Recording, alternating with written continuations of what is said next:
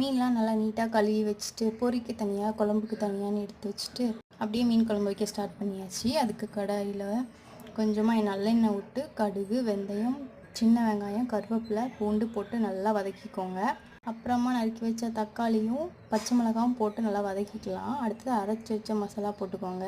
மசாலாவுக்கு என்னென்ன தேவைன்னா மல்லித்தூள், மிளகாத்தூள், அப்புறம் ஜீரகம், நல்ல மிளகு எல்லாம் போட்டு நல்லா வறுத்துக்கணும்.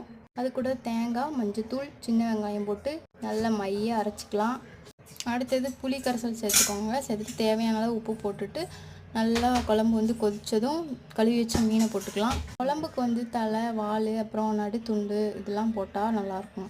பொரிக்கிறதுக்கு நீங்கள் வயிற்று பகுதி இருக்குல்ல, அது பொரிச்சா நல்லாயிருக்கும். அப்புறம் குழம்பு நல்லா எண்ணெய் பிரிஞ்சு வந்ததும் கடைசியாக கொஞ்சம் கருவேப்பிலை தூவி இறக்குனீங்கன்னா சூப்பரான மீன் குழம்பு ரெடி ஆயிரும். நெக்ஸ்ட் வீடியோவில் மீன் வறுவல் எப்படி செய்கிறதுன்னு பார்க்கலாம். நம்ம சேனலை ஃபஸ்ட் டைம் பார்க்குறீங்கன்னா சப்ஸ்கிரைப் பண்ணுங்கள், லைக் பண்ணுங்கள்.